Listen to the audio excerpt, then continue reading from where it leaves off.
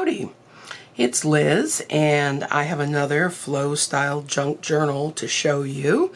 This is inspired by a paper collection from Graphic 45 called Portrait of a Lady, and it came in shades of peach, brown, and green. And I just fell in love with it when I saw it, and I decided to make some Flow Style Junk Journals to coordinate with it. Flow Style Journal is one that has materials that is intended to be taken apart so that you can use the materials in your own projects. And this is a soft cover style. It's tied with 3 different textiles, a peach, cotton pearl, a hand-dyed and hand-done brown yarn, and a multicolored green, which coordinate with the contents inside. And this is wrapped around twice, so you get quite a bit of length here on this. The cover is a 12 by 12 piece of scrapbook paper. This is the heavy scrapbook paper that's basically a lightweight cardstock. It's got some heft to it. And I have folded it in half so that it's 6 inches wide, and then done a 3-inch pocket fold and taped it down with washi tape so that you can completely disassemble that and reuse all of the stock from the cover. I have another piece of yarn that is taped to a little card here and with paper clipped in, and the front pocket has some double-sided scrapbook paper. It has a doily that my husband made on the Cricut. Isn't that nice? This is a book from a page on the history of lace with great illustrations. This is a vintage children's book, and I know from experience that this paper does not fold well, so I cut it so that you can still use the smaller pieces. Just remember, if you're using that, it doesn't fold well. Some more of the cards to cut apart and make into something. Some cardstock and a great illustration. And that is all in the front pocket. And then there's a piece of sheet music, which is from Gilbert and Sullivan Operetta, and a stamp in a coordinating blue color. Another piece of the scrapbook paper, double-sided, sheet of graph paper. This is a book from the 1800s called St. Elmo, and a page from a book called Victoria. This is a European train schedule from the 70s. Lovely little images. This is a copy of a ledger I got on a trip earlier this year. It's from 1915. It is from a men's apparel store, and these are orders for suits and coordinating jackets, pants, things like that. It's an old receipt book, and you get 4 of these little receipts.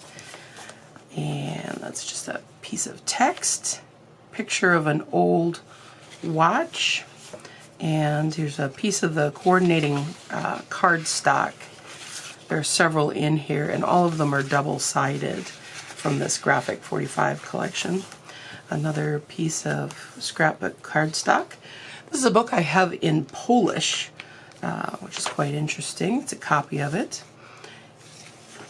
A hymnal, an old book in Spanish with lots of great age on it.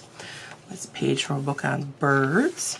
I put in a couple of pages. This is very flimsy paper from a book that's quite old. I think it's from like the 20s.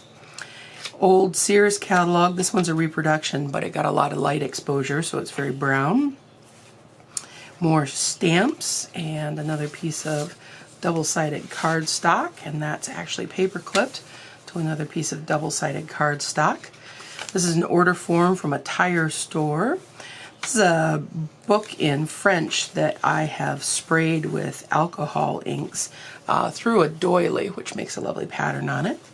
And in the center we have 2 envelopes that are taped together with washi tape, and on the left side there are a couple of tags that I've put different prints on, sheet music, text.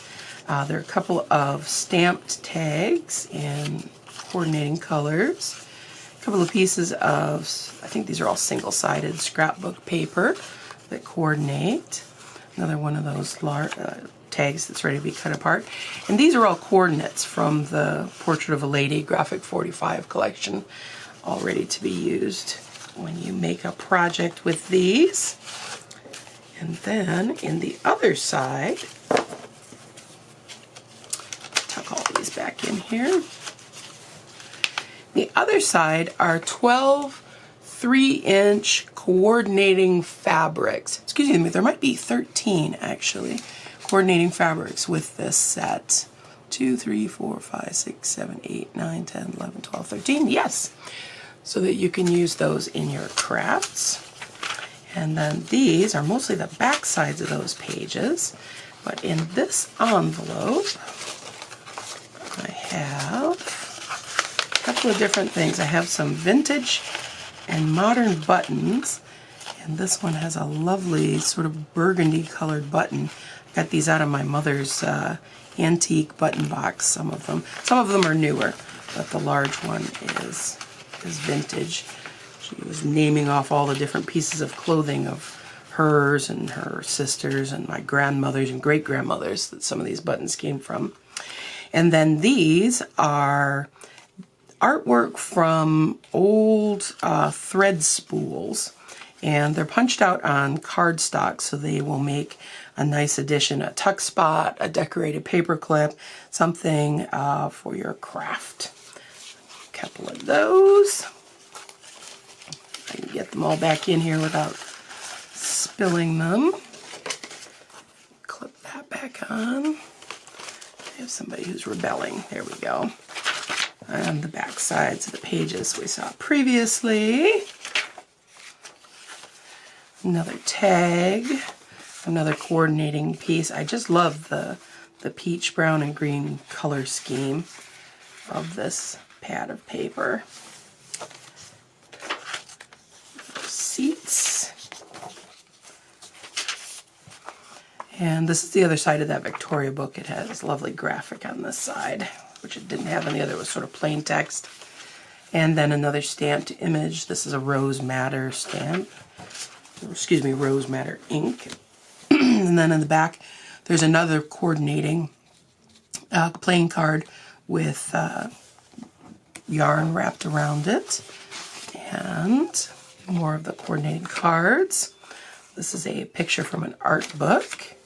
This is a great book of electrical engineering, and this particular thing pertains to train brakes. Another coordinating card, a bridge score pad, and this is a wonderful stamp that I got that is all plants. And another one of those pieces, and this is a book on shaker furniture and how to make it. Some wonderful illustrations in that.